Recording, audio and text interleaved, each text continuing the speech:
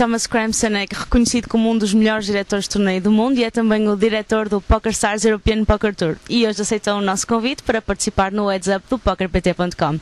Thomas, first of all, thank you for accepting our invitation. And let's start with the questions. Okay. So the first one from Gilles is, well, he congrats you for your work. And then his question is, what was the most ridiculous or funny decision you have to make in an EPT?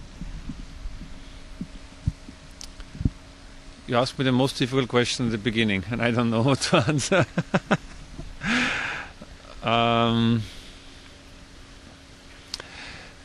If I'm asked about the most difficult decisions, I have a top 3 ranking, and the most difficult decision I had to do was with a player that I know very well. It's a German pro, Michael Keiner, and he was playing in the EPT, and it was pretty deep in the tournament, but not in the money. And it came to a situation where he played against an obvious novice live player. I could tell this when I came to the table. And it turned out that the other player he had to play was an online player. And he was not really experienced in the way he plays a live tournament, and which created the situation. If I recall it right, it was situation on the flop with a queen, reg, small cards flop.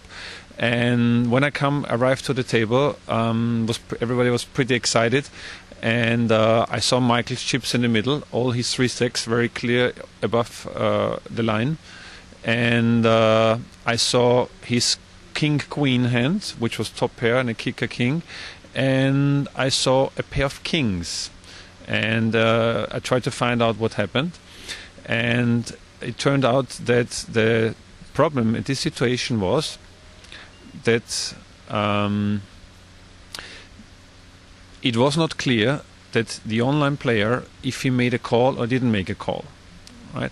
What actually happened is that once Michael Keiner moves his chips all in on this flop, the other player said something and throw his 2 kings open to the middle of the table.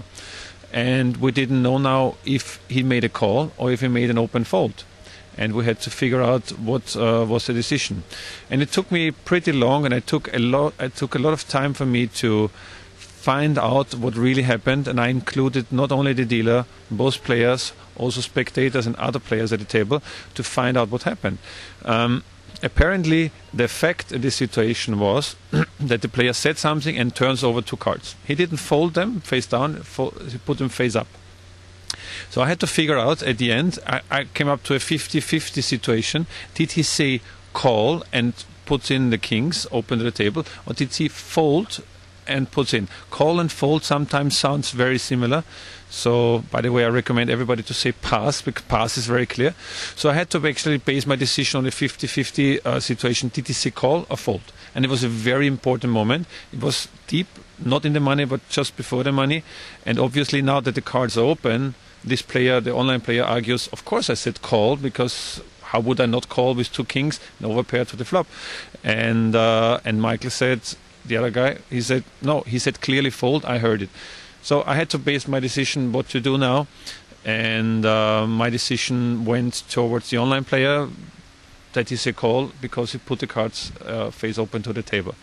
What also was an additional fact, which I didn't mention now at this table, that the dealer initially also understand fold and put the kings and put it on the mug. So what comes in addition to the situation was that also the dealer thought it's a fold and puts the cards on the mug. And we all know when the cards touch the mug, the card is dead for sure.